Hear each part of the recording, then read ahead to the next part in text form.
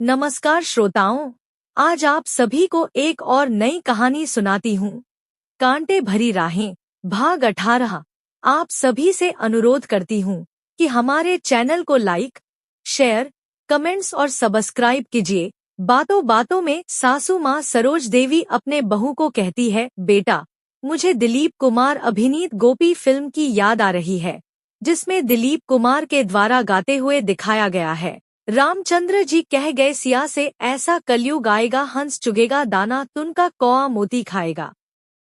कलयुग में धर्म कर्म तो बहुत होगा मगर शर्म नहीं होगा। मंदिर सुना सुना होगा, भरी रहेगी मधुशाला। यहाँ कह गए प्रसंग अब सचमुच चरितार्थ होती जा रही है। चारों ओर देखें तो धर्म कर्म कितना ज्यादा हो रही हैं, मगर उन कर्मकांड में भगवान के प्रति निष्ठा और श्रद्धा भाव हो न हो, दिखावटी ज्यादा झलकने लगी है। सभी जगह पर कैमरा के द्वारा फोकस किया जाता है और खूब ज्यादा प्रचार प्रसार किया जाता है। उन्हें लगता है कि ऐसा करने पर उन्हें भगवान की प्राप्ति हो जाएगी। पहले के दिनों में अक्सर सुना करती थी कि धर्म कर्म में आस्था रखने वाले बहुत कठिनाई को पार करते हुए भगवान के द्वार पर पहुंचते थे तो उनकी भक्ति तथा तपस्या फलीभूत होती थी। मगर आज के समय में कितना फलीभूत होती है, उन पर तर्क करने की बजाय चिंतन करने की आवश्यकता है, ताकि झूठी दिखावा करने के बजाय लोगों में भगवान के प्रति सच्ची निष्ठा बढ़ सके और मूल रूप लोगों के कल्याण हो सके।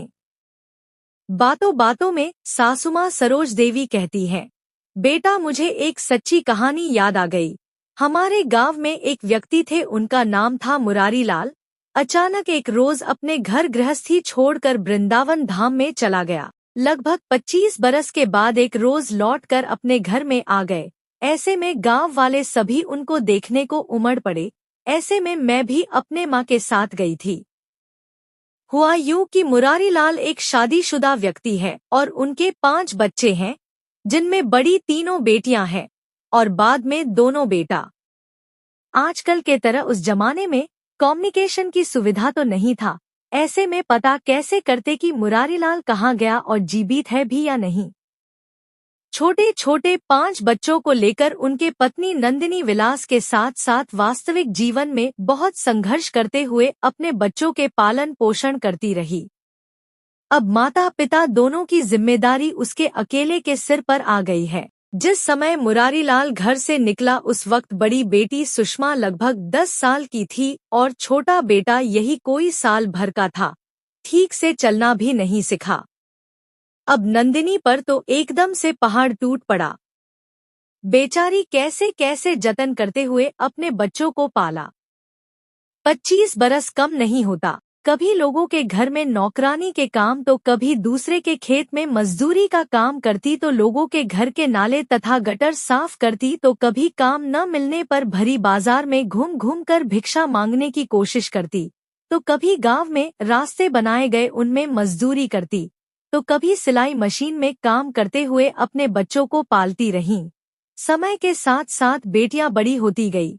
समय रहते लोगों से भीख मांगते हुए तथा उधर कर्जा करते हुए तीनों बेटियों के हाथ पिला कर दिया। मतलब कि देखा जाए तो 25 बरस कम नहीं होता।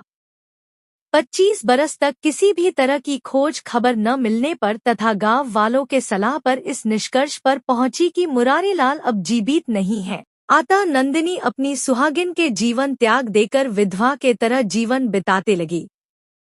समाप्त। कहानी के अगले भाग के लिए हमारे साथ बने रहिए। धन्यवाद।